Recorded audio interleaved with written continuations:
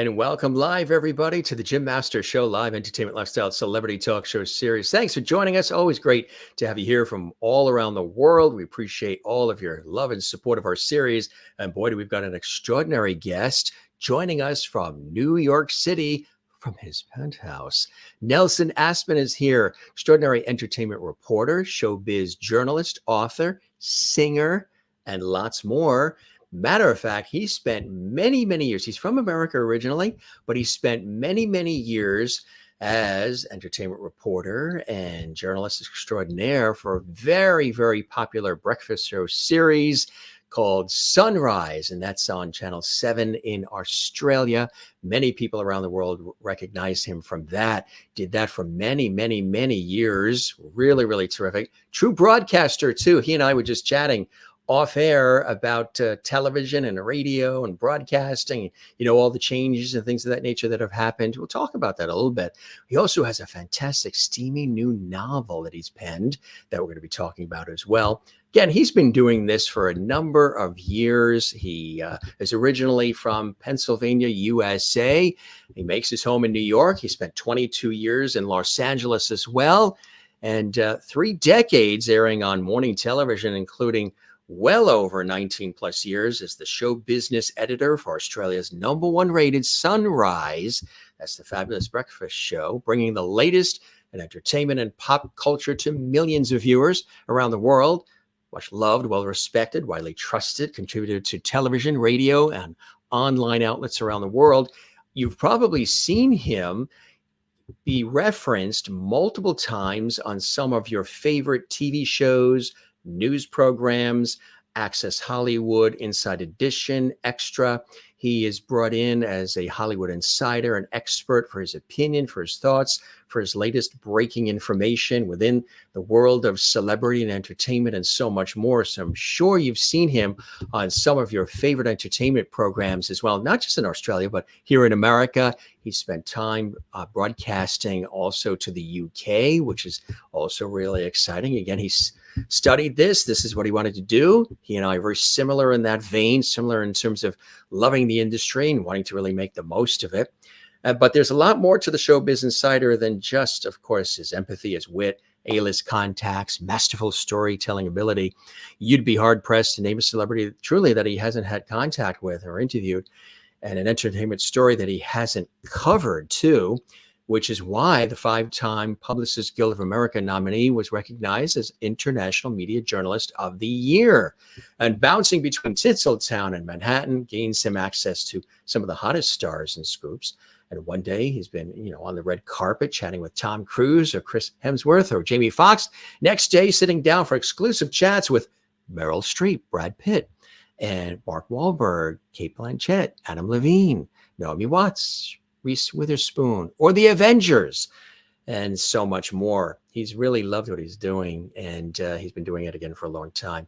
Takes us on behind-the-scenes visits for sets and blockbuster films, TV series, also singing and dancing on stage with the Wiggles or Hugh Jackman as well. And in addition to his successful presenting work, he also is a frequent commentator, as I mentioned, for news and entertainment documentaries, a wide range of radio programs.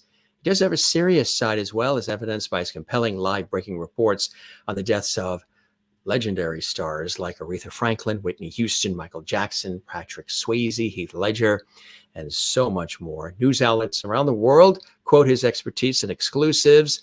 And he started this at age 8. I bet he ran around the house with a Panasonic cassette recorder and interviewed all his family like I did.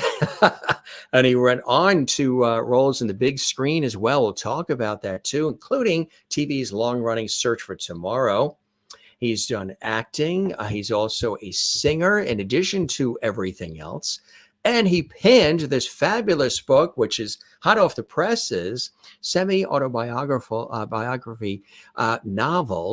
biographical novel set in the 1980s, New York City. It's called Dancing Between the Raindrops. It's a wild coming-of-age story of 4 friends on the prowl in the area of big hair and padded shoulders and punk rock. It's really cool. We're going to talk about it. I don't want to give too much away because I'd love to have him here on the show to talk about it in just a second. Let me show you the actual book itself. There she is.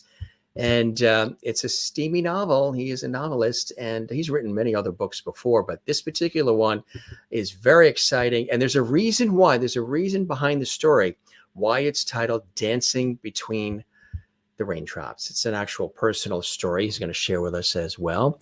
Without further ado, I see a lot of comments coming in from around the world. Welcome to JMS. So nice again to have you here. Let's welcome our very special guest. He's got a little bubbly next to him as well. Nelson Aspen is on the Jim Masters Show live. Nelson, welcome to the show, my friend. Thank you, my friend. Yeah, it's nice to broadcast from home because you don't have to wear pants and you can keep a drink nearby. And yes, the book is so steamy that it's hot to the touch. So I'm very excited to talk to you about Dancing Between the Raindrops. I tell you, first, let's go back because you and I were having such a wonderful conversation about how you sort of stepped foot into this crazy, unpredictable, but fabulous industry of entertainment and broadcast. What was the inspiration for you? Again, you grew up in Pennsylvania, USA, and then, of course, moved on from there. But early on as a kid, as early as 8, what was it about the industry that inspired you? And what were some of the things that you got a chance to participate in as a kid that maybe started the ball going in this direction of a great career in entertainment? I was a total TV and movie junkie, even at age 3 or 4. You know, there weren't many 3 or 4-year-olds that could tell you lines from Mildred Pierce or Gone with the Wind. But, you know, and I grew up on a farm in Pennsylvania, so I was play acting. The whole farm was my movie studio. And my mom would be out there with the camera, the old fashioned camera with the actual film. And 8mm. Together. Yeah. And when I was 8, she had the foresight and wisdom to understand I did not really belong on this farm. And she took me to my first audition. And I began doing theater and local commercials in Philadelphia. And there we go. The path was laid out for me. And so it began. I was very lucky to have a mother who had instinct and a father who was supportive, because I'm sure he much would have preferred I followed in his footsteps in the military and then in medicine. But it was very apparent very early on that was not where I was destined. You and I were talking about you grew up where QVC now resides, and could you imagine? PA. Yeah, I could have seen you on QVC. I'm sure they knocked on your door several times, huh?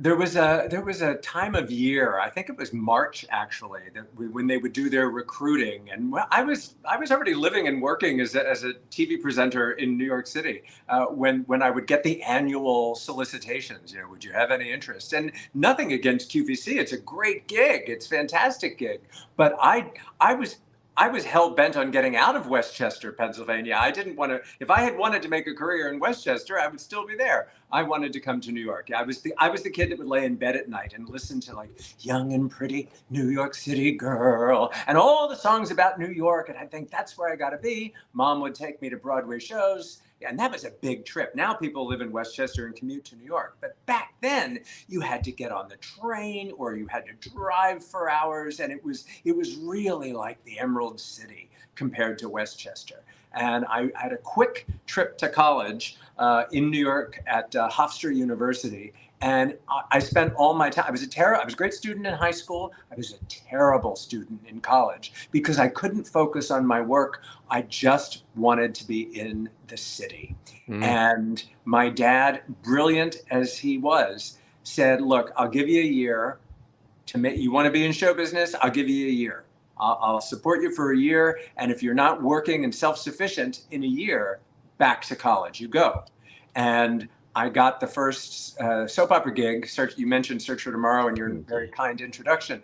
And that saved me. Search for Tomorrow saved me from having to go back to college. And even though my part on that was small and brief, it kicked off my career in daytime television. And I went, back in those days, there were a lot of soaps out in New York City. And I worked on every single soap until I exhausted that opportunity and realized I needed to go to Los Angeles. I really sort of held my nose and went to Hollywood. It was not my scene, but that's where TV was. So I thought, I'll give it a year and a half.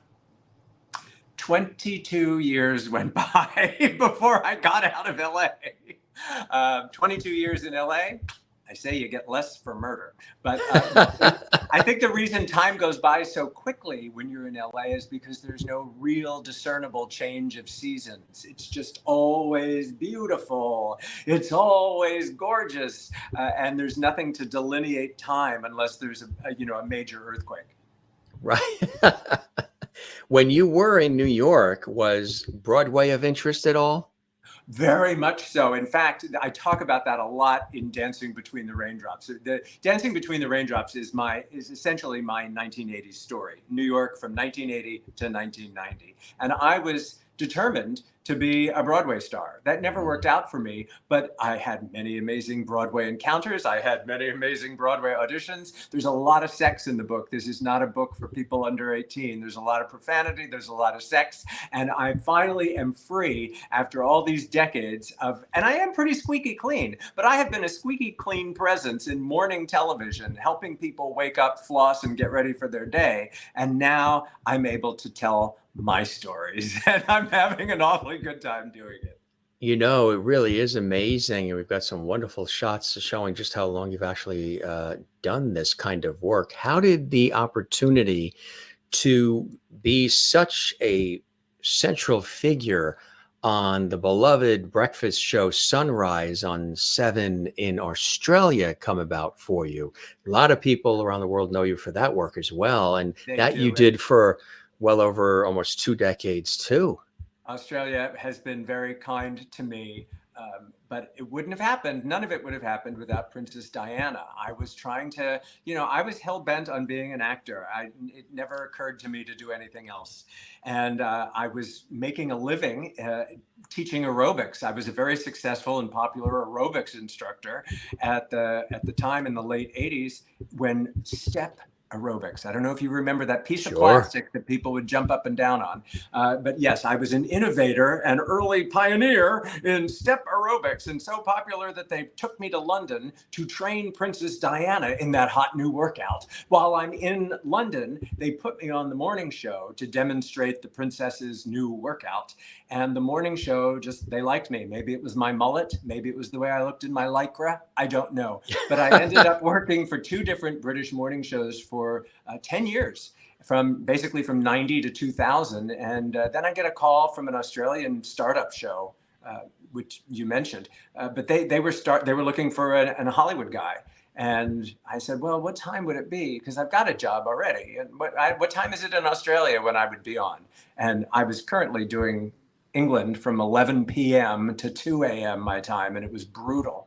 And they said, oh, you'd be on from noon to 3 your time. I'm like, that is fabulous. And that's the only reason I took the job. I was like, I'll be out in time for happy hour. Okay, I'll go to Australia. And that job ended up being a 19-year job. And, it's just like any other morning show. But I got some wonderful opportunities, and it afforded me the opportunities to sing. I did a concert at the Sydney Opera House. I did cabaret festivals. I interviewed every celebrity under the sun. It gave me tremendous opportunity, wrote books, and et cetera. All good things come to an end, even jobs you think are never going to come to an end. I'm sure Susan Lucci said that about all my children. Everything has to end sooner or later. So that ended. The timing, I guess, was fortuitous. Within 6 months of that job coming to an end, unfortunately, I lost my beloved mother. So I was able to handle all the things that needed to be handled that go along with that. A terrible rite of passage. But I also got married and built my dream house, and now live in my dream house, wrote a book about it, and have the freedom to write this new book, which I'm hoping will become a series. There's talk about it becoming a series. And then if that happens, I guess I'll just have to do a follow-up. What was it like when you had the opportunity to, rub elbows, shoulders with the celebrities? I'm sure you got a chance, everybody sees them from a certain lens, but you got a chance to learn about their lives, their hopes, their dreams, their struggles, their fears, the fact that they're tantrums, real people, their dispositions, their irritability, their agents, their publicists, their managers, like that. Yeah. Yes. Yeah. I mean, Julie Andrews. You're showing Julie Andrews there. Let's start with Julie Andrews. Because I've been such a lifelong pop culture, movie, TV geek, I've always liked the older stars the best, the ones that I grew up watching. Who didn't grow up watching Mary Poppins and The Sound of Music? So Julie Andrews is a great example. The first time I interviewed her, we got along so well. We just had this thing that she requested whenever she would do an Australian interview. She wanted an interview to Australia, that she wanted me to be the reporter. I ended up doing 8 interviews with Julie Andrews, which is extraordinary, including one at her home where they had a tea party set up for us. And we could sit there. I mean, that's extraordinary for a little kid whose sisters dragged him to the bedroom to learn My Fair Lady and Sound of Music off their record albums. Yeah. To be sitting there with Julie Andrews having a scone is pretty special. And I've had a million of those very special, unique experiences. And I don't take any of them for granted. That is the magic. And I tried to write about that in my book, at least in terms of how my relationship with the business in the 80s in New York City when I was in my 20s. There's a lot of math that goes into that, but it is a 90% accurate depiction of what I experienced trying to be an actor in New York City in the 1980s. What is the hope that people are left with when they read this? I know a lot of people describing it as a steamy new novel, which is really cool. I love the cover. What do you hope people are left with, what they get out of it from enjoying this and soaking it all in? There are some marvelous endorsements on the back cover, and my friend Louise Schaefer, who is an author herself, has written a dozen books or more, and won an Emmy. Also, she was a brilliant daytime actress on Ryan's Hope and Edge of Night and Search for Tomorrow. Also, she said the underlying theme of the book is one of hope. And it is a roller coaster ride of a reminder that life is grand if you decide to make it so. So I don't know what the overlying theme is. Louise thought it was one of hope. And that's what a marvelous compliment that is. I think it's just entertaining, the way that a Dynasty or a Melrose Place would be entertaining, but it does have a message. It's a coming of age story. We love the word steamy. It's steamy enough that it has a Sex and the City quality to it. 4 friends coming of age, having a lot of saucy fun in the 1980s. But there is a serious aspect to that too. I don't need to tell you, in the 1980s, especially in New York City, you had the specter of the AIDS crisis hanging over you at all times. It doesn't mean you didn't have fun. It didn't mean, look, we're living in terrible times now, if you perceive them as terrible times. But today's kids are going to look at these as the good old days. When you're a kid, if you're happy and healthy and are surrounded with love, which I was, then they're the good old days. And you asked about the title and where does Dancing Between the Raindrops comes. Yeah. The way I ran around in the 80s, not without a care in the world. I wasn't reckless. I wasn't bad. I was a wild child in many ways. I was also a sweetheart in many ways. That said, my father would marvel at some of my stories, and he didn't know all of them. But he would. There's a reason why I couldn't write this book while my parents were still alive. But he'd say, "You'd be grounded, probably." They would be proud, but they would maybe be a little shocked. But he'd say, "You're dancing between the raindrops. Nothing ever happens to you. You just dance between the raindrops." And I thought that's the perfect name for any book about my life. It's incredible, isn't it? It's a great description for somebody, and to come from a father just saying dancing. Oh, yeah, right. You just start so thinking, switched on. Somebody said that to me the other day about how lucky I've always known how lucky I was to have the parents I had. But he was really touched by the story of my father's support for me, because I was so different. I was not the son he would have chosen. If he could have built his own mini version of him, and I am Nelson Aspen Jr. I am Junior. The burden was thrust upon me from the moment of birth. But there was never any obligation to become a Navy surgeon or anything like that. So I'm really blessed. That's a message too, is to support your kids and love your kids. You can't choose your kids any more than we can choose our parents.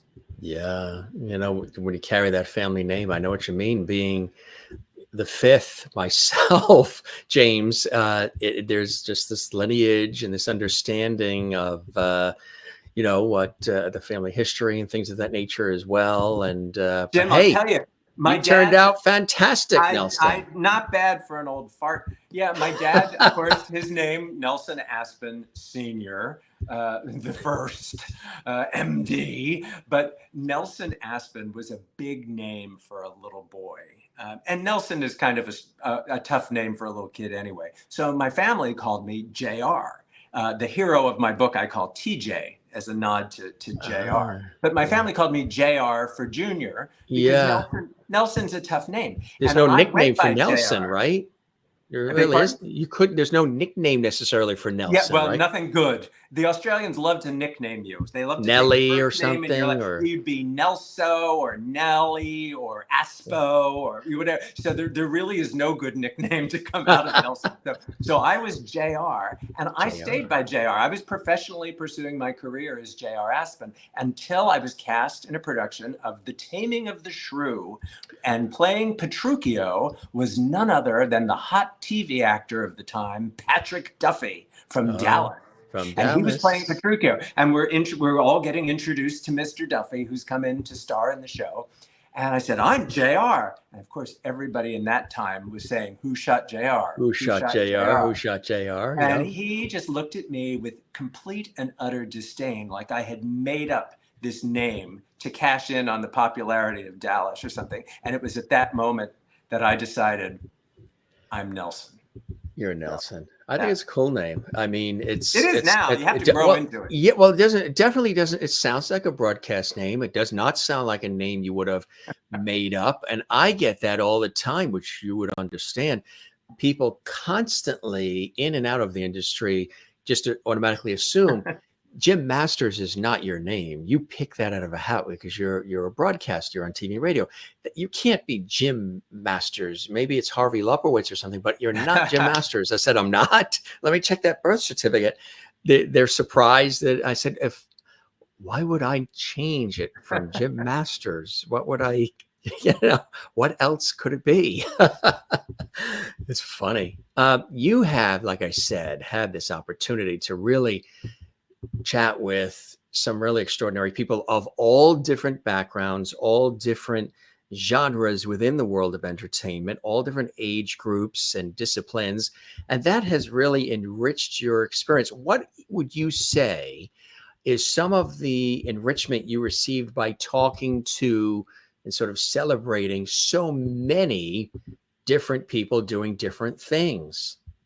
Well, it makes me appreciate quality. It makes me appreciate compassion. It makes me appreciate good manners. I certainly appreciate punctuality. You can't do anything live if you're not punctual. You can be 3 hours early, but you can't be 3 seconds late. Were you late to this one? No, I was 20 minutes early. I was sitting in here having a nice glass of wine waiting for you.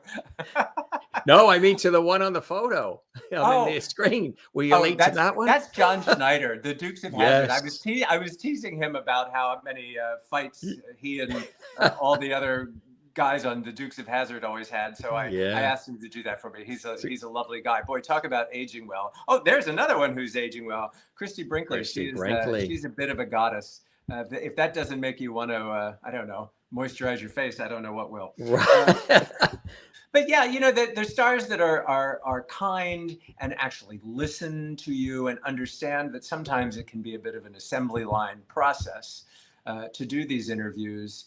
Reese Witherspoon there is a great example. I've interviewed her several times, and it took several interviews before we sort of found our rhythm. It's some situations are easier than others. Some stars are dominated by their publicists, managers, handlers. I've seen that happen working with PBS, where we've been where I haven't had to deal with it, but I've seen people that were working with some live events and some of the people that were in the publicity department and different stuff. Boy, the stuff that it isn't the talent themselves want to do everything and be a part of everything.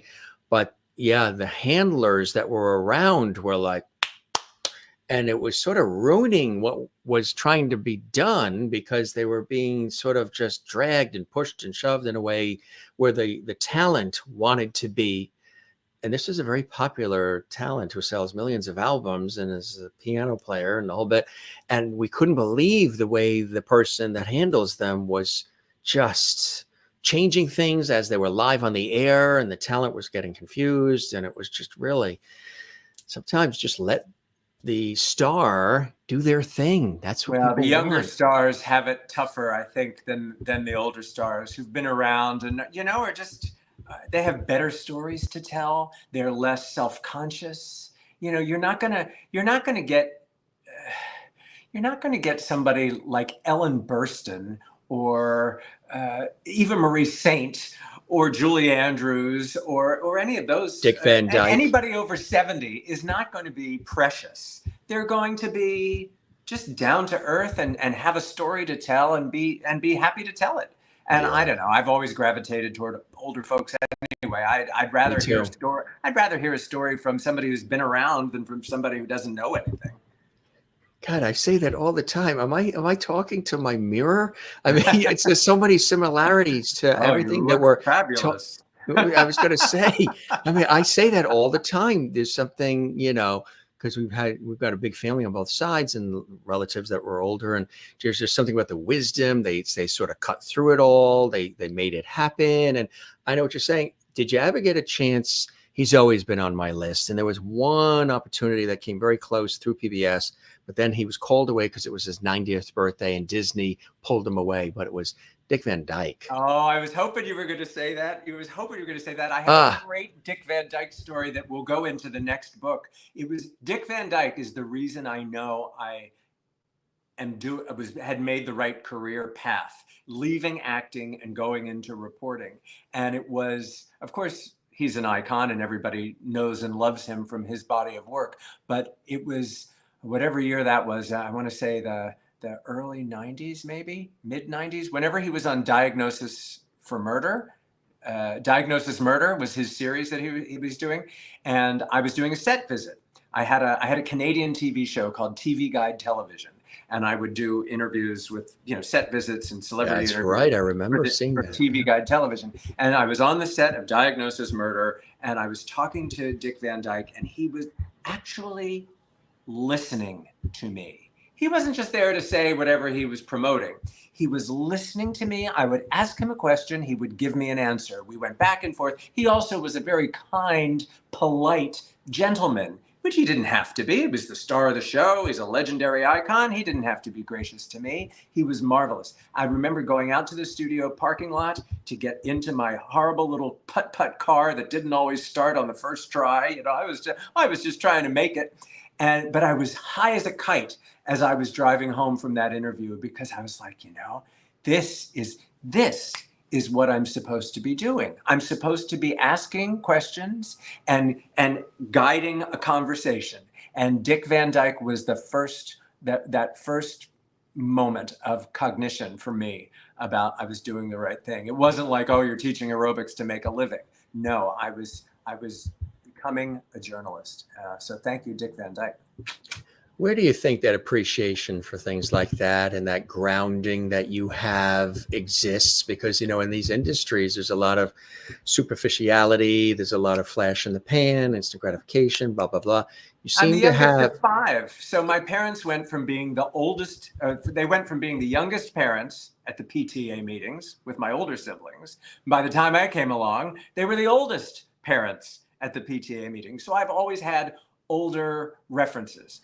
I had my parents and brothers and sisters' old albums.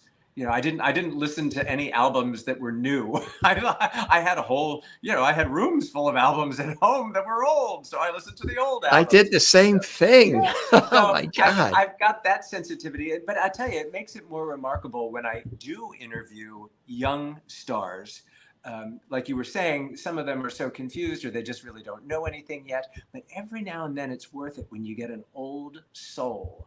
I think Camila Cabello strikes me as the one. I've interviewed her enough times now that she calls me Uncle Nelson, and she's very warm, but she's very wise. Yeah. She's a very young girl, and she's always been like that. I've known her now for, I don't know, 7 or 8 years, and she's wise beyond her years. But maybe it isn't beyond her years. Maybe she's just wise.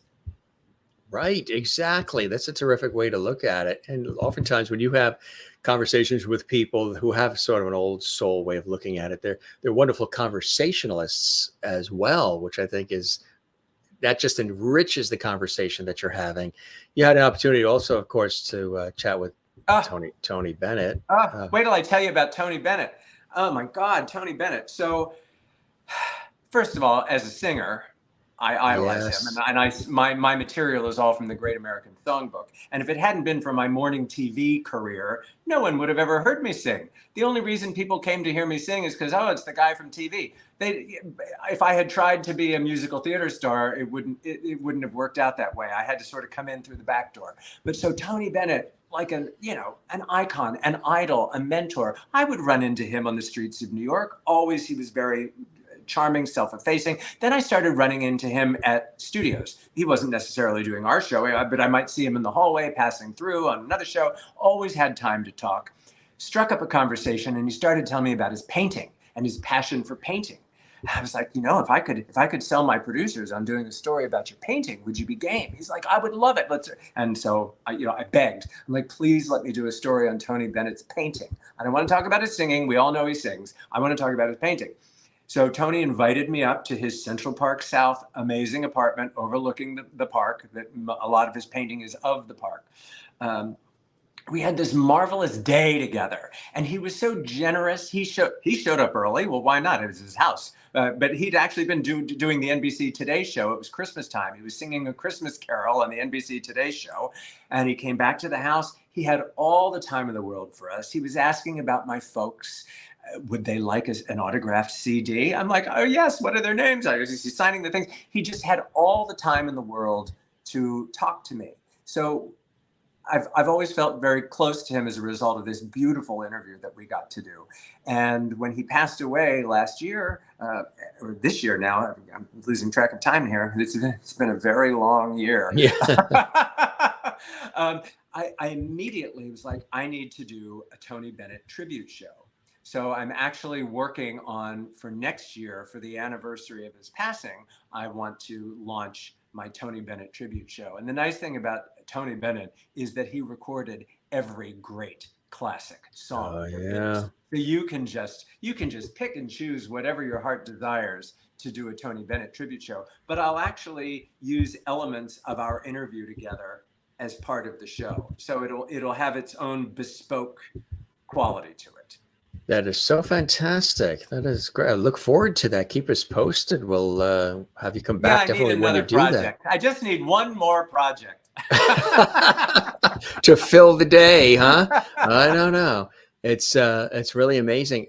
You've also had an opportunity, you've talked with so many people. You've also broke news on the passings of the Aretha Franklins and legendary people as well. And that's, when those announcements are made and everybody's glued to it, oh my God, we lost this one or that one or that one.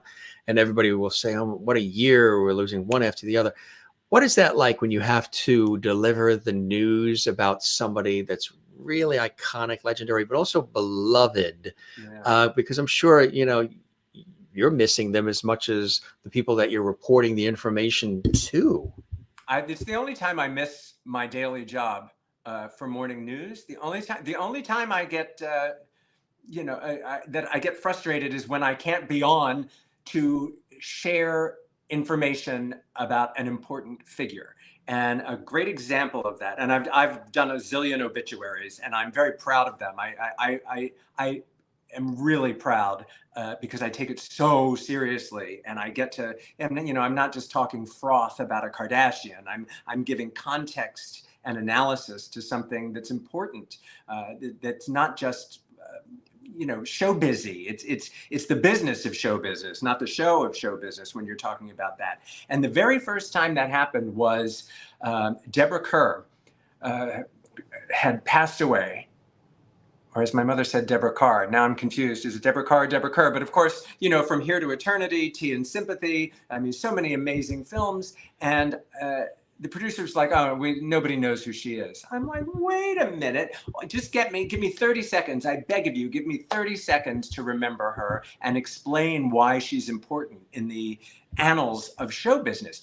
And give me the clip of her making out with Burt Lancaster in The Rolling Waves and From Here to Eternity. That's all I need. And I explained that was the raciest scene in movies up until that time, and that we wouldn't have the passionate sex scenes that we take for granted now in movies had it not been for that. And just putting it into context. And then, of course, working on a live show day after day after day, things break. And so I got to do for 20 years, I did all the important passing stories. And as you interview people, my very first celebrity interview, you can find it on YouTube, was Betty White.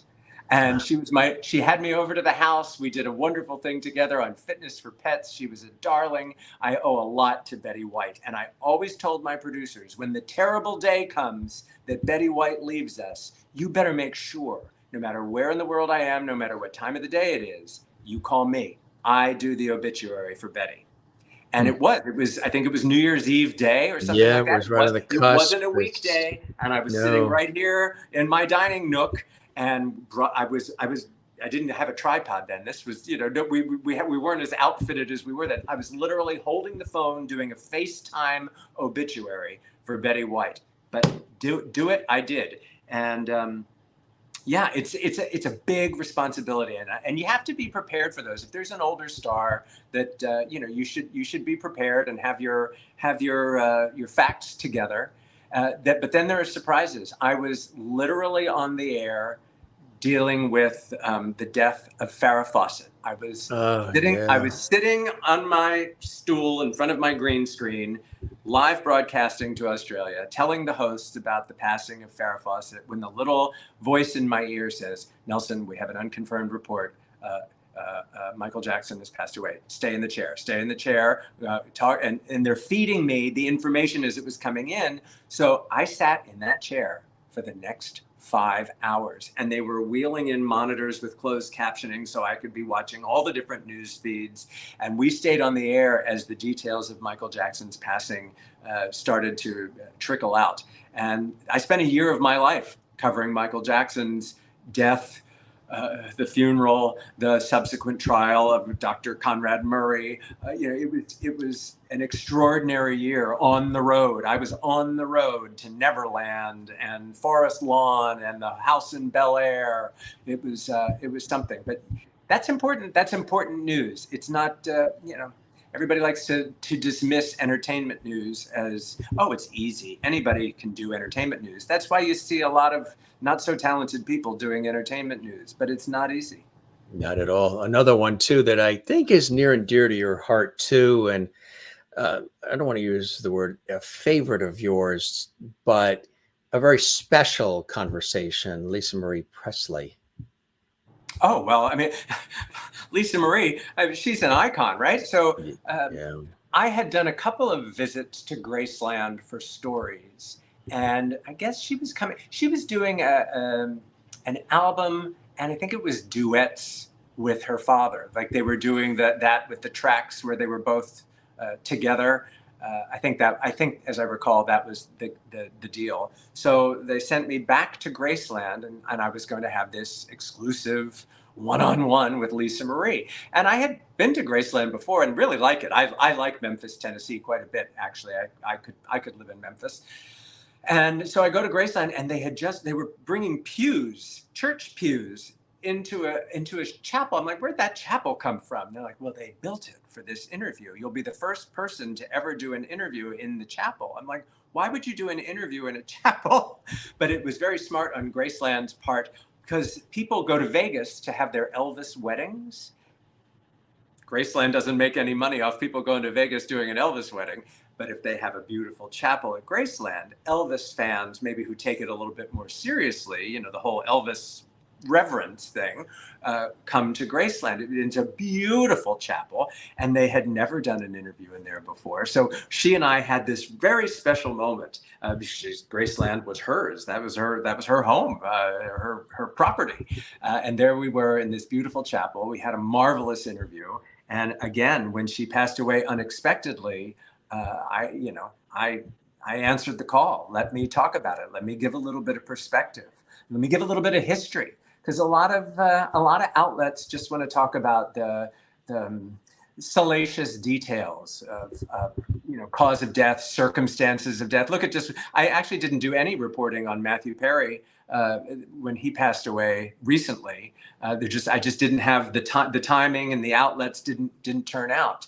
And I would have liked to have given perspective, because everything I heard, it all sounded so sordid, and just people just looking for an angle, like clickbait. Even on TV, it's still clickbait.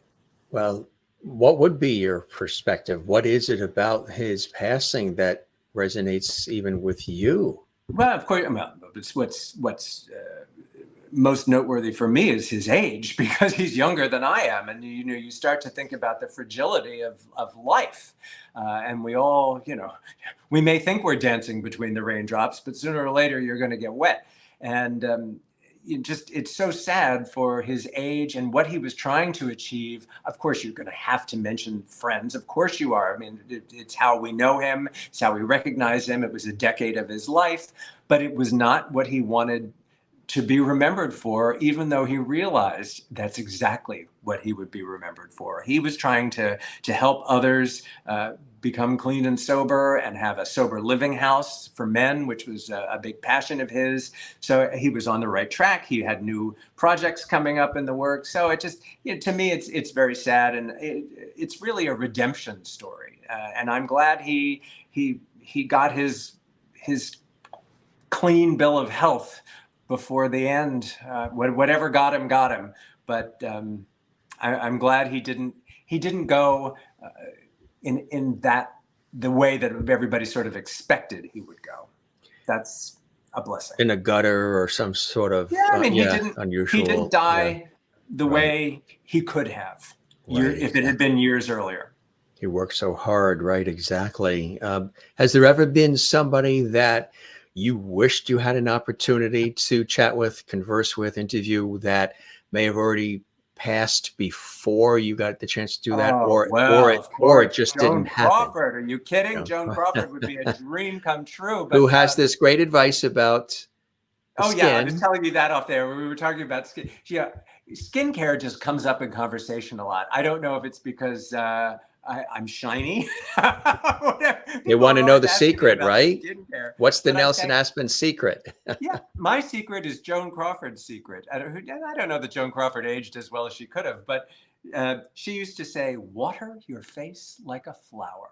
So I always remember to moisturize after my shower every day, and wash your face before you go to bed. I think that's probably a good rule of thumb. But I would like to interview Madonna. She's probably one of the few stars I haven't interviewed yet. And I was scheduled to, remember that movie she did, was W.E., about Wallace Simpson? Yeah. Right. Yeah, I'm supposed to interview her around that time, and something came up, and it didn't happen. And that was a disappointment, just because she's so fascinating. And in the book, she is the soundtrack of the 80s. So she's very heavily profiled in terms of her music. And Vogue dancing, I owe a great debt to Madonna's Vogue craze, because when I was teaching aerobics, I would incorporate voguing into some of the moves. And the great Broadway star Gwen Verdon, do you remember Gwen Verdon? Oh, sure, yeah. Gwen Verdon used to take the class after my class, and she would come and she would watch me vogue. And she came up to me in between classes and asked if she could private train with me to learn Vogue dancing.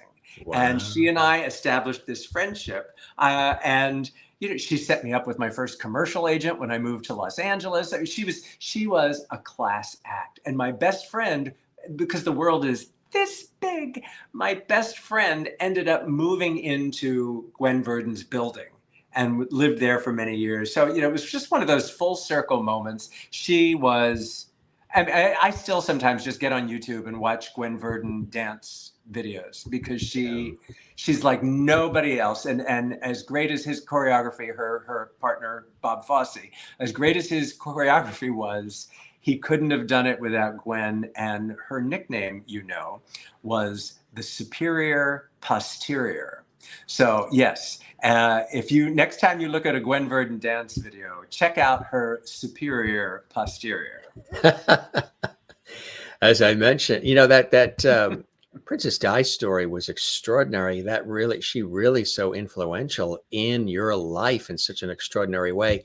When she passed, that must have been very, very personal. That's a great story. It must have been journalism. Yes. But then even for you personally, it must have been really very emotional and very moving, just having known what she was able to do for you. Yeah, but she touched the world. I don't know. There are very few figures you could say touched the world the way that Princess Diana touched the world. But yeah, I remember it was an August night. I want to say 1997. I'm pretty sure it was 1997, end of August.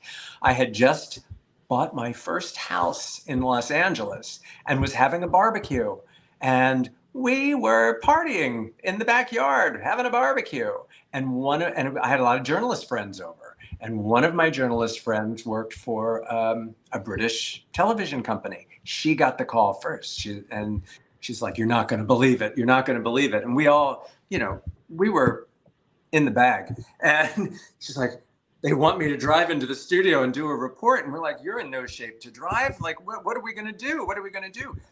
And the local network affiliate sent a van to my new neighbors. Like, I just moved into this house like 2 days before. All of a sudden, this van is pulling up in my driveway with the giant satellite set up on top of it.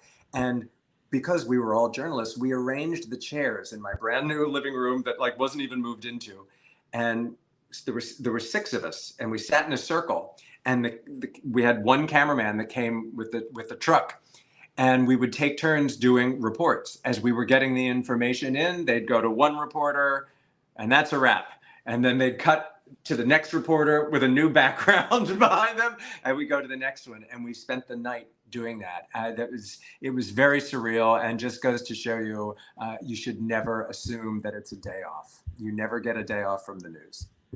So you still feel like that, right? You still, like you said, when there's things breaking and things that you still have that urge to want to be a part of it. Yeah, for sure. Like I try and limit my social media now to things that interest me more than I'm not trying to break news on my social media accounts. Right. But a couple of things happened today, and I was really resisting the urge. I really wanted to get this out there. And I thought, no, nothing ages more poorly than breaking news. Just let it go.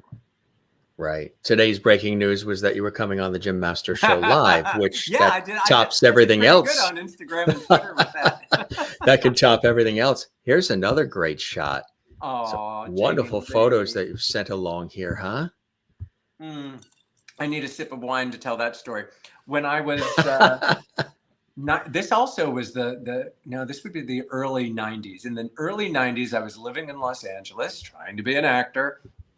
And Jamie Lee had a sitcom with Richard Lewis called Anything But Love. Remember? Yeah. Remember that? It was, I think, on ABC. Yeah. I don't remember what network it was on, but it was at the 20th Century Fox lot. And I was always besotted with 20th Century Fox because my dad explained to me that one of our distant cousins was Darryl F. Zanuck, who founded 20th Century Fox. And of course, his son, Richard Zanuck, who produced Jaws. So just being on the Fox lot was very exciting. I had landed a role on that sitcom for an episode, playing Richard Lewis as a teenager. because I basically had the exact same hair as Richard Lewis back then. I had the big full mullet, kind of like the Carol Brady hair, only black. And I was basically hired because of my hair, but I was there and I worked with Jamie Lee and Richard on that episode. Flash forward, however many, 20, 25 years later, I interviewed Jamie Lee for one thing, then another, then another, then another. And it was always like, oh my God, you're the kid from Anything But Love. And we had this wonderful bond. That picture that you showed was when she was shooting the Halloween reboot. And they were shooting that, I want to say, maybe in Charleston, South Carolina. It was somewhere in the South. It wasn't Atlanta, Georgia. I think that was in Charleston. And I went down to do a set visit with her, and she just is so warm and wonderful. And when she won the Oscar, I just thought she just handled it all so beautifully. People accuse her of being a Nepo baby because she had movie star parents, but nobody works harder than Jamie Lee. Nobody, I don't know. Nobody, that's the honest truth. Nobody works harder than she does. And she's always got all the time in the world for others. So that's boy, if there's a lesson to learn, that's it. Just make some time for others. Absolutely. That's another great There's shot. Camila. That's a cool one. Yeah, she's amazing. She's amazing. So talented, so talented. And her ex-boyfriend, Shawn Mendes, he's a big heartthrob. And I've had a couple of interesting, bespoke times with him. I emceed a private concert he did on a rooftop in Los Angeles for fans. And then I did a really, really interesting interview with him at his place in Malibu, sort of hiked up to his little mountaintop retreat and talked to him. He's immensely popular and insanely talented. And he and Camila are no longer together, but they made some beautiful music together. And I don't mean that just literally. What is the most unusual place you've been to where you've done an interview? Gosh, I've really gotten to travel the world with my job.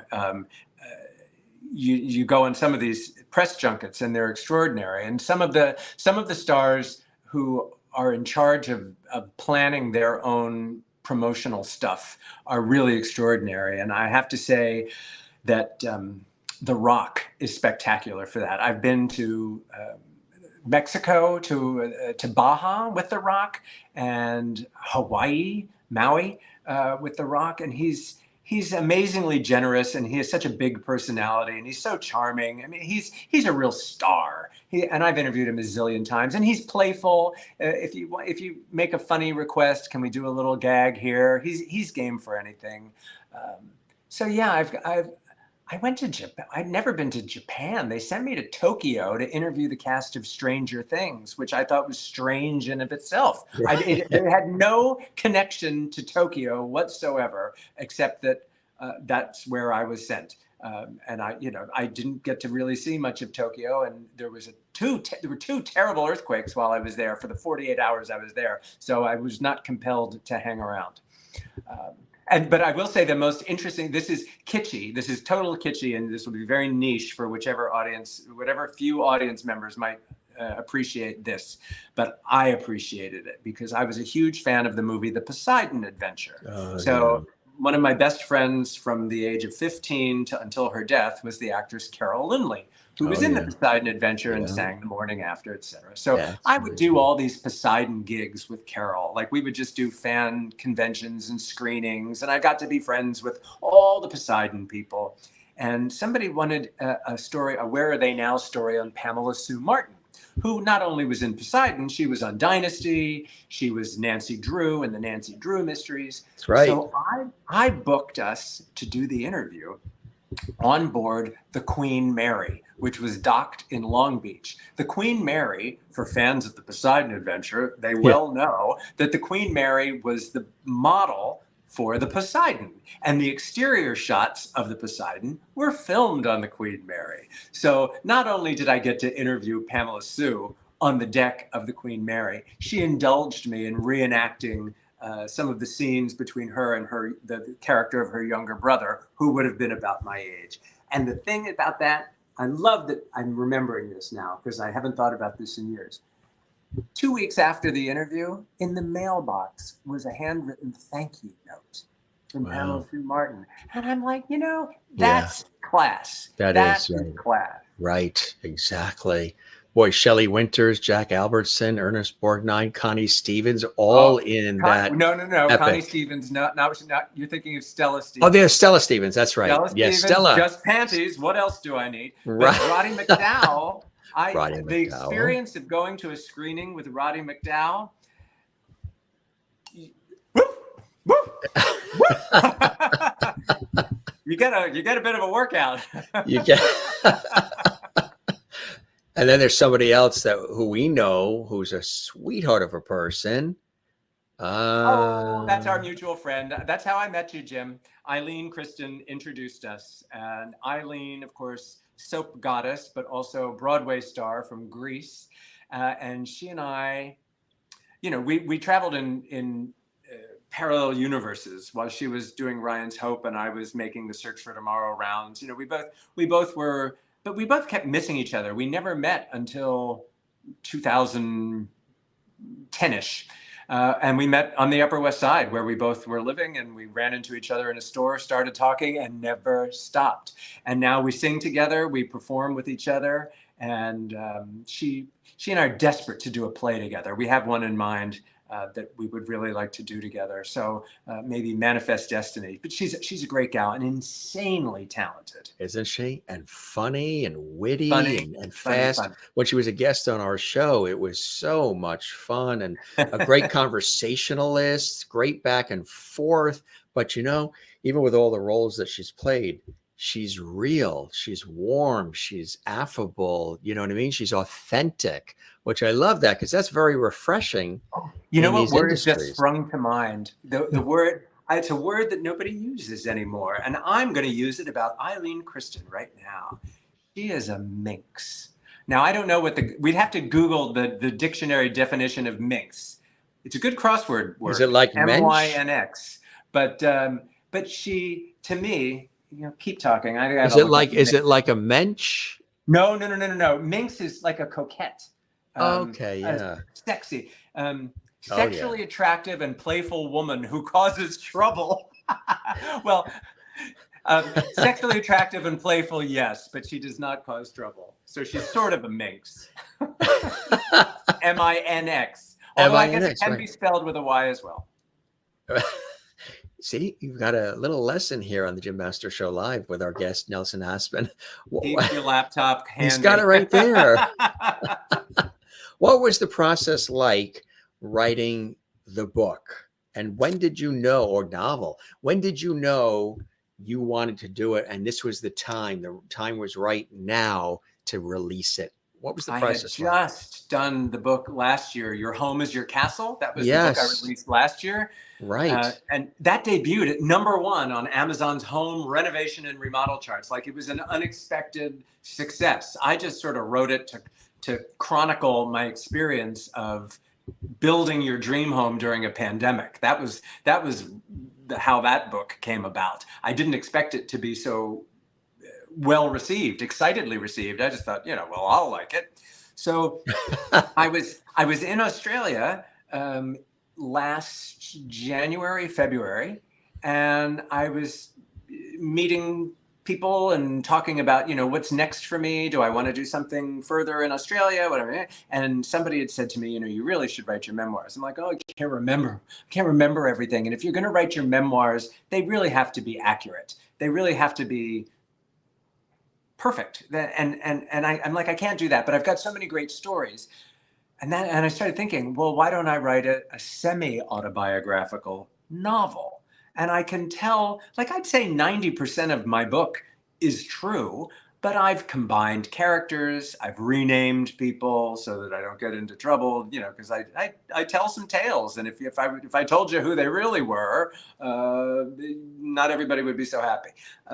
But yeah, so I consolidate things and I move things around just for storytelling purposes. And I had to eliminate a lot because some people would be like, that couldn't possibly have happened. So just to make it a clean story. So I started on that.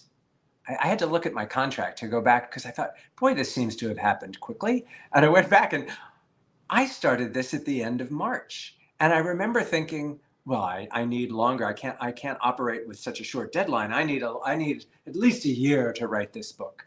And I did it. I started that book in March, and now it's in my hand. That's crazy. I just got obsessed. And I don't know about you, but I never sleep. And I pass out with exhaustion. And then 5 minutes later, I'm thinking, oh, wait a minute. I got to write that down. I got to write that. I don't want to forget that. Right. So I could not rest until this book was finished, and I'm delighted with it. It's so much more fun than I thought it would be. I'm like, well, I don't know if my story's any good. It's really fun. How did you come up with the cover? The cover is unique. It's like the front page of a newspaper. Yeah. Well, that's no accident. That is the talent of one Mr. Jerry Todd, who designed the cover. We had long conversations about it. I wanted it to be New York in the 80s. And what's more New York than a tabloid newspaper? And you'll see if you go on the website or you show the images there, it has the sheen and almost the whole coloring as if it were newspaper. And I've got the Twin Towers on there because I wanted it to be iconic of the time, and the Twin Towers actually play a role in the story. It's where the characters gather every New Year's Eve at Windows on the World restaurant, which was a tradition of ours. Which was a fabulous place. I had the luxury of being there too. Boy, it was something. It's a wonderful time capsule. I think you'll enjoy it, regardless of what your tastes may be in genre. You'll enjoy the time capsule. I was very detailed about weather. If I said something was happening in July of 1986 in New York City, I looked up what the weather was that day. So I wanted to know what was the song playing on the radio that day. Yeah. What were people wearing? Really set the stage and like you were saying, there are opportunities where this may turn into a series or something. I hope so. I mean, I wrote it that way. Right. You had that in mind. It's funny how it reads, just like a series. Just like a series. How cool is that? Well, the reviewers, the critics, the folks in the industry have said some absolutely incredible things. Nelson's personality and voice come through on every page of this 80s adventure that takes readers on a captivating journey from New York City to Hollywood to Europe, with some very well-known personalities popping up along the way. And it's a naughty, nostalgic page turner that parachutes the reader into another time. A great read. That's Robert Johnson, New York Times bestselling author and royal expert. And then George Panaccio, host of ABC's On the Red Carpet, says Nelson Aspen has created an eye-opening book into his world, his friends, and his sometimes crazy adventures. I know Nelson as a fellow journalist, and with this book, based on his own life as a young man in New York City, he's taken who, what, where, when, why, and how, and crafted it all into an interesting, entertaining, and sometimes racy account of his time finding his way in the world. How does it feel when you get those kinds of responses from fellow creatives in this industry? Well, whenever you go to an award show or watch one on TV, and they all say, "Oh, it means so much to me coming from my peers," it's true. I mean, there's a reason why that's a cliche. It's a cliche because it's true. And when you have the respect of your peers, man, you got it all, and it's lovely. I was invited to join the Critics' Choice Association about 2 years ago. And I knew a lot of the members already as colleagues through my work, and I was so flattered and so humbled, especially after all the mess that was going on with the Golden Globes and the Hollywood Foreign Press Association. It was so nasty and unsavory and sordid that, I don't know, the dignity of the Critics' Choice Association was very refreshing. So I don't know. It's nice, and especially now at this time in my life. And the Publicists Guild recognized me after 5 nominations. I was becoming like the Susan Lucci of the Publicists Guild, or what. I'm like, how many times do I? And it's a cash bar. Like, how much money am I going to spend at the cash bar coming back here every year? I'd better win one. So in 2020, I won one, and that was nice. Have you thought? My father has always said this to me. Have you thought of going into comedy? Just because it's You could, there is a I don't certain, know. you have I a just certain life is funny rhythm, a enough. certain, it is there, right? No, I could see that. Has that ever been offered, presented? Like if somebody said, "Hey, Nelson, we've got this perfect sitcom for you," Oh would you well, if entertain that? somebody wanted to write for me, I don't think I'd want. I don't want to do stand up. That No, the no, no, no. pressure Yeah, to that's a create a lot. laugh would be tough. Yeah, But if somebody had, oh, I'd love to do the script I want to do with Eileen. It's a comedy, and I actually just picked up another comedy I want to have her read. I would love to do a comedy. I wouldn't want to be a comic. And when I right, do my right. cabaret shows around the world, I tell stories in between the songs. I set up everything with an anecdote, and I do a lot of audience interaction. I do a lot of Q&A. I'm dying, I've got my laptop in my hand, so your YouTube page is up for me here, and I see that people are putting in questions and comments. I absolutely love the title of your book, Nelson says Maureen. Yeah, I'm dying to read the comments because I love the interaction. So yeah, that's a big part of what I get to do. The title is fantastic. Like we were saying earlier, and for anybody that joined late, that was something that your dad had said that really stuck with you, right? Yeah, well, I spent the '80s dancing between the raindrops, and I guess that's what we're all doing, isn't it? What have you not done yet in your career that you still want to do? You've done a lot in the time afforded you thus far. I have not sold a TV series yet. Funnily enough, Ah, that is on my bucket list. But maybe that'll happen, and if it doesn't, that's all right. I have absolutely no regrets. I'm having the time of my life. I live in the most wonderful city, in the most wonderful home, with the most wonderful husband. I have the most wonderful friends. I am beyond blessed. There's nothing to change. I just got to keep doing what I'm doing because I'm loving what I'm doing. has it surpassed what your expectations were, or did you not have any expectations? Who has a 30-year career in television? Nobody. When I started out on soaps, I thought, oh, well, I would just like to play a nice guy. And then maybe I can be the patriarch and I'll have a steady job and they'll trot me out at Christmas to say grace at the Thanksgiving episode or something. Like I just wanted employment. I'm a worker. I just want to work. That's my, I don't know. My husband calls it my Depression era parents' influence on me. I'm very, my work ethic is Earn your keep and right, second all to of that. none.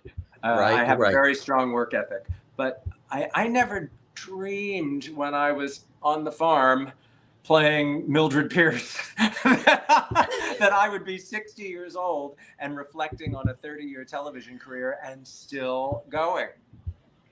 Yeah, it's amazing, right? Because in these industries that we're in, that longevity, I was telling Nelson, which I've mentioned here on the show, I asked my colleague Doug Llewellyn, who many know from the People's Court. Doug and I have worked together at least 20 years on a television news show and radio series out of New York. And I was saying to Doug, that's where the Joan Crawford comment came in from Nelson, which was perfect. I said, what do you think the secret is to this longevity that you've had? Decades. He started in the 70s, I believe. He said, of all the things that make it really come to life, whether it's luck, talent, the passion, like you say, the can-do spirit, the work ethic, all these things, who you know, right place, right time, experience, all of it. It's a good moisturizer. It's Water your like, face like a flower. Those are good words to yeah, take us into the good night. yes, absolutely. I want to congratulate you again, my friend, on the wonderful career. And obviously, you still continue to do what you do and love it. And the book. Congratulations. It's available, of course, on Amazon, being very well received, which I think is fantastic. We've been showing also the website if you want to learn more about our very special guest and now good friend of our show. And also, many of you have already designated him, which is one of the pinnacles in What? the industry. Like we say, there are Academy Awards, there's Emmys, Tellys, Peabodys, Grammys, Tonys, Clios, all these fabulous shining awards that we have or you can get. But when you're called and designated a levity on the Jim Master Show, which the it. viewers have already said and been posting. How cool is that? Most guests say, and I think Eileen said too, when I asked her if her feet started tingling as a result, most guests say their feet start tingling when they are told they're a levity, love and levity together. One of our guests said he started levitating. How about you? How do you feel? Oh, well, Are you levitating? I would like to accept this levity award on your behalf. And look, I've only made a small dent in it, so I've got a long way to go before I can go to bed. Wait, was that full when you started? There was only one glass. Yeah, it was only one glass. Well, here's a few things that will We've bring been back. talking for an hour and a quarter. That's one glass. That's all at right. least I a know how to glass. pace myself. Just a few quick things that bring back a little. You talk about old school and the industry and everything. The I Dream of Jeannie bottle. I saw that in your intro. Oh my God, the real bottle. Yeah. And, have you had I chatted with her last weekend and she was extraordinary. Barbara Eden, did you get a chance? All right, I'll tell you my Barbara Eden story. She's fabulous. She is fabulous. When I was living in LA, I joined the Beverly Hills Country Club because, of course you do. And I was coming out of the gym one day and she was in the aerobics room and I heard people singing happy birthday. And so I stuck my head around to see whose birthday it was. And it was Barbara's birthday. They were singing happy birthday to Barbara. And she came out of the aerobics room, cute as a button. And I said, Barbara, since it's your birthday, I would like to sing you the Jeannie theme song with the lyrics. And she says, it doesn't have any lyrics. I'm like, oh, yes, it does. And right there, she's in her leotard. I'm in my t-shirt and shorts. I'm like, Jeannie, fresh as a daisy, just look how she obeys me, does things that just amaze me so. And she went boom, ba-boom, boom. She smiles, presto, the rain goes. She blinks, out comes a rainbow. Car stop, even the train goes slow. And she went boom, ba-boom, boom. Jeannie, sunshine on every rafter, sprinkles the air with laughter. We're close as 3:15. There's no one like Jeannie. I'd introduce you to her, but it's no use, sir, 'cause my Jeannie's in love with me. She's in love with me. So we became fast friends. She tells me, where do you work? I'm like, I do an Australian TV show. She goes, oh, I have an Australian dog, a Labradoodle. I'm like, oh yeah, that's right. She named it Gin Gin. She's got the dog named Gin Gin after the dog on I Dream of Jeannie. So I'm like, oh well, yeah, Labradoodles are, they're cool. They're from Australia. She goes, well, every whatever month it was, we have a doodle romp in the Malibu Park, and hundreds of Labradoodles come from all over to romp in the park unleashed. And I said, can I do a story on this? Yes. She said, why, certainly. And it was great because I had an Australian audience and we had the Australian breeders. They come over every year for the doodle romp. And Barbara, of course, lent her star power. And we had all these cute dogs of all different shapes and sizes bounding around. And I forever will now be her Major Nelson. I thought you were saying you were going to be her doodle romper. That is funny. Great story. That's my Barbara Eden story. That is your story. Well, somebody that loved that so much is Mr. George Burns. He absolutely loved it as well. He's great. I just saw him. I saw him on a YouTube clip the other night singing. He did a Willie Did you ever Nelson meet him? song. Did you ever get a chance to? Yeah.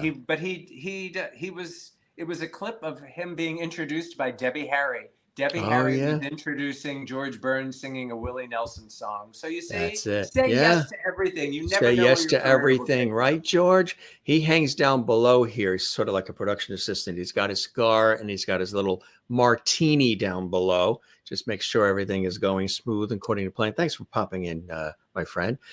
This was terrific. A terrific conversation. Not only do we celebrate the book, like we say, we don't call these interviews, we call them conversations. People can learn a little bit more now about you and appreciate your expertise and your passion and thirst for life and what you do, my friend, which I think has touched a lot of people on a global level. And It was so cool of you to stop by, and I really appreciate our wonderful, Eileen connecting us as well. Like you said, she really is a very special person and a real delight, and we thank her for linking us as well. And you're welcome back anytime. If there are things that are breaking, things you want to share, if you're That's like, great to I need to know. get on, you just connect with me and you're welcome here anytime. Well, as I always say, we'll keep the porch light on for you. And I hope you enjoyed the time with me as much as I absolutely have with you, Nelson. I sure did. What a treat. What a treat. I'm grateful. You are the host with the most. And it's the very definition of being a good host, making people feel welcome. So thank you. The pleasure is mine, and all the great comments coming in from all across the country and beyond. We really appreciate this. This is a nice one. Our friend Marina, lovely Marina in Arizona. Nelson, you're such a wonderful human. Thank you so much for being with us in Levity Hall this evening. Please come back soon. Just look for that porch light that Jim leaves on. Absolutely. Merlin in Ontario, Canada. Thanks, Nelson, for entertaining us here in Levity Hall. Of course, you are a Levity. Pam and Marilyn, thank you, Nelson and Jim. It is our pleasure. Kathleen in New York City, thanks for being here, Nelson. This was great. Yeah, and I love that. Yes, Barbara Eden is ageless. Absolutely. Thanks for the kind words. As my father has always said, when I was 7 years old, again, the sage advice, he mentioned, your father said dancing, with the raindrops. My father has said to me, Jim, or in that case, Jimmy, whenever anybody says something kind or nice to you, always remember to thank them. Then ask them to please put those words in writing, put it in an envelope, and address it management. Or Santa Claus. Well, Santa Claus. Yeah, well, that was the Sears Wish book. Remember the Sears Wish book? Oh, used to circle all the gifts, the toys in the back of the Sears Wish book, and then you would hope that some of that would arrive under the tree. I hope you get some of that from Santa this year. You deserve it. You're on the nice list. I appreciate that, sir. Nelson Aspen, our very special guest, live from New York City, here on the Jim Master Show Live. Come back and see us again soon. And I hope, since we are both in the tri-state area, we'll be in the same zip code. We'll break bread and have wine. I'd love to do that. You got it. Name a time. I'll be there. All right, Nelson. You be well, and thanks for stopping by the show. We really appreciate it. Happy Thanksgiving as well to you and your family. Thank you. Happy holidays. You too. Cheers. Nelson Aspen stopping by the Jim Master Show Live series in Levity Hall. How cool was that, right? A terrific conversation. There's the book. We want to show it again and get it on Amazon as well. And of course, his website is nelsonaspen.com. We've been showing that. What a phenomenal story about the connection with Princess Diana. Wow, that was extraordinary. And the connection to a lot of the beloved celebrities and stars that you've always enjoyed, but also his authentic and real way of describing the relationships with them and what they've meant to us. And of course, breaking news when there's been passings and other stories of interest over the years. And of course, the wonderful time, many years on Sunrise, the breakfast show. Many people know him from that in Australia. And of course, his time in Los Angeles and New York. And again, entertainment reporter extraordinaire, show business journalist, editor, actor, singer, author of several books, including Dancing Between the Raindrops. And there it is again, right there for you. Really cool, huh? Again, get it at Amazon, everywhere else. A lot of people are raving about it. They describe it as a steamy new novel, but of course, there's a lot of great content in there that's going to make you think, and it takes you back to the 80s. And there might even be an opportunity where you see it on the big screen or the small screen, whatever it is. We wish him so much luck, and we really appreciate it. I love talking. I know sometimes we're talking shop when there's folks in the industry that I'm in television, radio, stage, and film too. And I love the opportunity to talk shop with these folks because I know you guys get a lot out of it. You learn about some of the behind the scenes, maybe things that you've thought about that you didn't know how it worked. And now you know a little bit about it. And Pam says, neat. And Sherry Larson enjoying it as well, his wonderful career. And again, you've seen him as well, as an expert called upon on shows like Access Hollywood, and he hosted TV Guide, the show, the Canadian version. Of course, he's been called upon by Inside Edition. You've seen him on news programs and networks, and you've seen him on Extra, a lot of the entertainment shows as well. And now he's here on the Jim Masters Show Live Entertainment Lifestyle Celebrity Talk Show series. And it was our wonderful friend, our mutual friend, who was a guest on our show. And if you didn't see the episode, we hope to have her back soon. Eileen Kristen, soap opera star, Ryan's Hope and More. She put us together. She loves our show so much. She's a big lovity. She's a big supporter of the Jim Masters Show Live series. She's a brilliant actress, Broadway star, television star, daytime soap opera star. And she has said, let's put Nelson on. And Nelson and I chatted. We looked at a couple of different dates. And this date worked out for him and for me and all. You've always been a fan, and we're a fan of you as well. And we really appreciate you being here. Pam in Maryland, I believe you're in Maryland, right? Great show and guest as always. Thank you very much. We really appreciate all of you being here. Thanks for the great comments. Don't forget to like, comment, and subscribe. We would love that. Whether you're a newbie or you've been with us for years, leave a comment on our YouTube channel underneath this episode. What did you enjoy about this episode? What are some of the stars and celebrities that you enjoy? Subscribe to the YouTube channel as well, Jim Masters TV. Click the notification bell so you never miss any of our content, because we'll send you alerts. You'll just get a little notification. Hey, coming up on the Jim Masters Show Live series, and you'll know about the time of our show and the guest and all the rest. And don't forget to give us a thumbs up like. There's a little thumbs up icon on all the episodes. And make sure you check that out and give us a like, because, when you do that, it helps us reach more people around the world, because the YouTube algorithm picks that up, that there's interaction. People are liking the episodes. They like our series. They comment, they subscribe to the channel. That helps us big time. So you always ask, how can we help the show? Hey, watching, enjoying, having a good time with us, number one, always. And then liking, comment, subscribing. Number two, that helps us so much as well. And we continue to grow with all of you here on the Jim Masters Show Live. Thanks so much for being with us. Of course, we wish everybody a very, very happy Thanksgiving holiday. We're on the cusp of that. Yes, I love the Thanksgiving Day dinner with the family and everybody. The turkey, the stuffing, the sweet potatoes. Oh, I love that. Christmas is probably my favorite holiday, but Thanksgiving is right there next to it. And it's a beautiful time to give thanks. And I give thanks to all of you for your love and support. All these 3.5 years and thousands of, guests that have come through here, and all the wonderful episodes, well over 1,020, almost 1,030 we've done in this 3.5 years, which is extraordinary. So be well wherever you're watching around the world. Come see us again here at Levity Hall and Jim Masters Show Live series. It's always cool to have you here. We do thank one more time again our very special guest, Nelson Aspen, for joining us here on the program. And we'll have him back, anytime there's something breaking in the entertainment world. Maybe he'll join us here as a regular contributor to the Jim Masters Show Live series. That would be cool. I think maybe I'll talk to him about that. We'll have Nelson back more often, talk about some of the stories. He and I can compare notes working in the same industry, and just really, really cool stuff. All right, gang, Jim Masters here, thanking you for your time this time. Till next time, come see us again. As we say, we don't say goodbye around here. We say see you later, and ciao and cheers and all the rest. Take care of one another, love one another, and do not forget, very important, to take care of yourself. Make sure you take time for yourself. Now, I'm the first one to that should be paying heed to those words that I share with all of you. I love one another.